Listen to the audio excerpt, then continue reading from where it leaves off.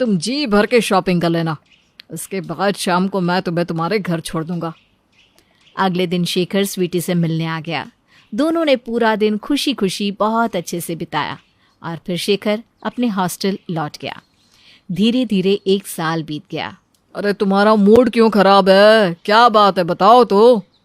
देखो ना शेखर, कल मेरा जन्मदिन है और तुम यहाँ पर हो ही नहीं। अब ऐसे जन्मदिन का क्या फ़ायदा? तुम यहाँ होती तो कितना मज़ा आता, सब कुछ कितना स्पेशल होता। सॉरी स्वीटी, सॉरी, इस बार तो नहीं आ पाऊंगा। बस अब 1 साल की बात और है। मेरा MBA का लास्ट ईयर चल रहा है, उसके बाद तो मैं हमेशा के लिए तुम्हारे पास आ ही रहा हूँ। बस जल्दी से मुझे जॉब मिल जाए, फिर हम लोग शादी कर लेंगे। ठीक है, अपना ख्याल रखना शेखर। Good night. अगले दिन दोपहर में स्वीटी के घर की बेल बजती है।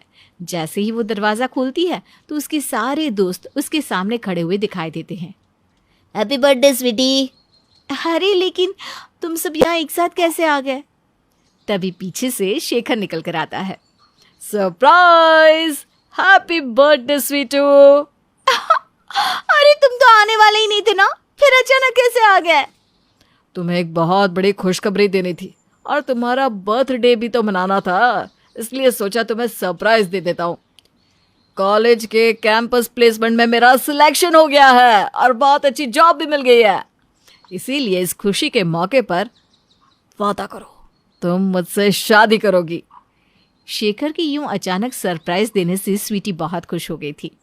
स्वीटी शेखर के प्रपोजल को स्वीकार कर लेती है। देखते ही देखते शेखर का MBA पूरा हो जाता है और उसकी जॉब लग जाती है। लेकिन शेखर के प्यार में कोई कमी नहीं आई थी। शेखर, मम्मी आई हुई है, मैं मम्मी के साथ हूँ। तुम पिछले 1 घंटे में 4थी बार फ़ोन कर रहे हो और मम्मी बार बार मुझसे पूछ रही है किसका फ़ोन है। अरे बाबा तो बता दो ना, उनके दामाद का फ़ोन है। मुझे कुछ नहीं पता, तुम जानती हो कि तुमसे बात किए बगैर मेरा मन नहीं लगता। ऑफिस में हो, कुछ काम कर लो जनाब। बॉस ने फ़ोन पर बातें करते हुए देख लिया ना तो नौकरी भी चली जाएगी, और नौकरी गई तो ये छोकरी भी चली जाएगी। इतना कहकर स्वीटी हंसते हुए फ़ोन काट देती है। समय पंख लगाकर उड़ा जा रहा था। जॉब लगने के कुछ ही दिनों बाद शेखर ने स्वीटी के घर रिश्ता भिजवा दिया था। घर वालों की रजामंदी मिलने के बाद आखिरकार स्वीटी और शेखर एक होने जा रहे थे। स्वीटी ने अपने आने वाले सुंदर जीवन की ढेरों कल्पनाएं कर ली थी। इस तरह कुछ ही दिनों में दोनों की शादी हो जाती है। शादी के बाद, शेखर, आज मेरा पिज्ज़ा खाने का बहुत मन कर रहा है, चलो ना बाहर पिज्ज़ा खा कर आते हैं। स्वीटी, मैं अभी अभी थका आ रहा ऑफिस से आया हूँ, पहले 1 कप चाय बना दो प्लीज़, उसके बाद बात करते हैं। शेखर की बात सुनकर स्वीटी चाय बनाने चली जाती है। शेखर चाय पीने के बाद अपना लैपटॉप खोलकर काम करने बैठ जाता है और भूल जाता है कि स्वीटी ने कुछ देर पहले पिज्ज़ा खाने की फरमाइश की थी। उधर शेखर को लैपटॉप लेकर बैठे देख स्वीटी को मन ही मन बहुत गुस्सा आ रहा था। पहले तो मेरी एक आवाज़ पर जयपुर से भागे चले आते थे और अब जैसे मेरी बात की कोई वैल्यू ही नहीं रही। मैं कह रही हूँ मुझे पिज्ज़ा खाना है और ये जनाब चाय पीकर मेरी तरफ देख भी नहीं रहे। स्वीटी काफ़ी देर तक मुंह फुलाए शेखर के सामने बैठी रहती है, लेकिन शेखर उससे बात करने या उसकी तरफ देखने के बजाय कभी लैपटॉप तो कभी फ़ोन देखने में व्यस्त था। अंत में स्वीटी गुस्से में सोने चली जाती है। धीरे धीरे समय बीत रहा था, लेकिन बीतते समय के साथ स्वीटी को ऐसा लगता जैसे शेखर तो वो शेखर रहा ही नहीं जिससे उसने कभी प्यार किया था। एक दिन, शेखर बताओ ना, मैं शादी में क्या पहन कर चलूँ? क्या, किसकी शादी है? शेखर, मैंने कल बताया तो था मेरी कजिन की शादी है और तुम हूँ भी कर रहे थे। मतलब तुम सुन ही नहीं रहे थे मैं क्या बोल रही थी। हद हो गई शेखर, अब भी तुम मेरी बात नहीं सुन रहे हो। अरे सुन रहा हूँ ना बाबा, शादी है तो कुछ भी पहन लो, तुम सब ड्रेस में अच्छी लगती हो। तुम बताओ ना। अच्छा, ये एंगेजमेंट वाला लहंगा कैसा रहेगा? हाँ वही पहन लो, रेड कलर वैसे भी पार्टी में अच्छा लगता है। मैंने एंगेजमेंट में पेस्टल ग्रीन लहंगा पहना था शेखर, रेड शादी में पहना था। अरे बाबा, जो पहनना हो पहनो ना, मेरी जान छोड़ो। शेखर, तुमने शादी अपनी मर्जी से ही की है ना? 3 महीने पहले हमारी शादी हुई है और तुम्हें ये भी नहीं पता कि तुम्हारी बीवी ने शादी में क्या पहना था? मतलब मैंने शादी के मेकअप पर जो 4,000 रुपये खर्च किए सब पानी में चले गए।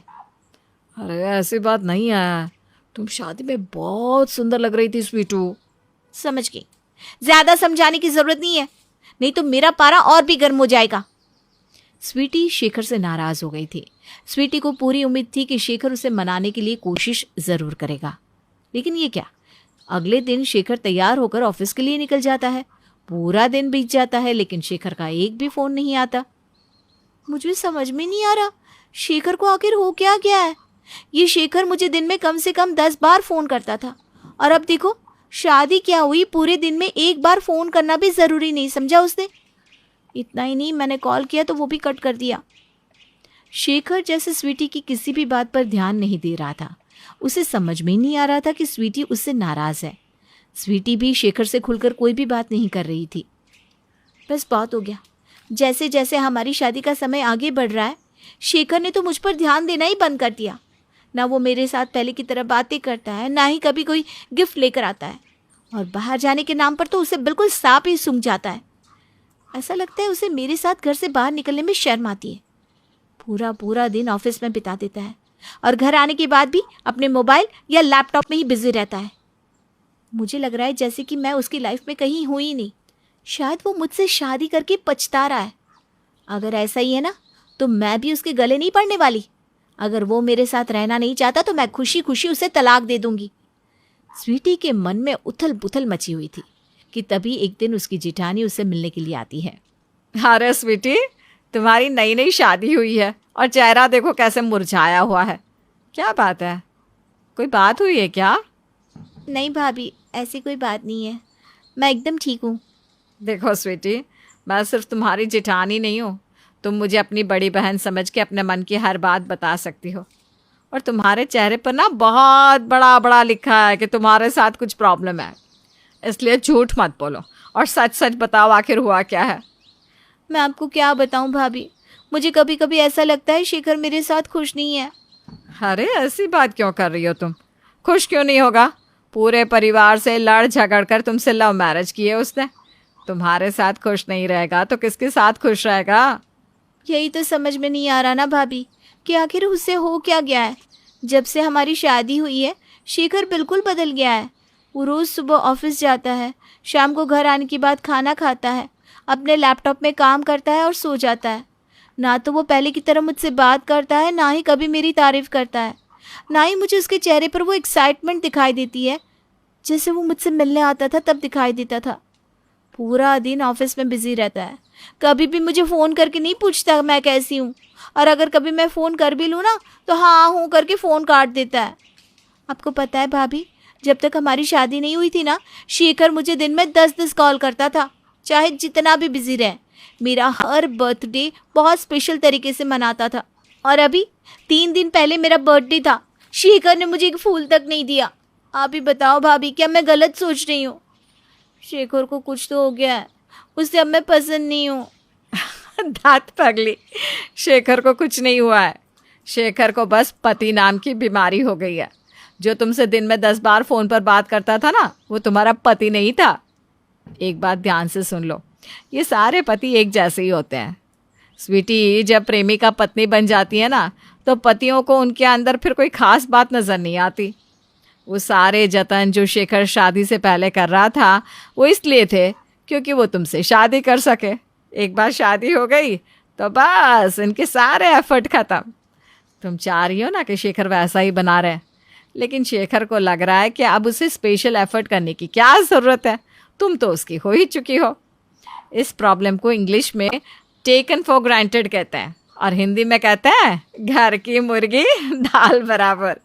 और ये तुम्हारी अकेले की प्रॉब्लम नहीं है, सारी दुनिया की औरतें इस प्रॉब्लम को फेस कर रही है।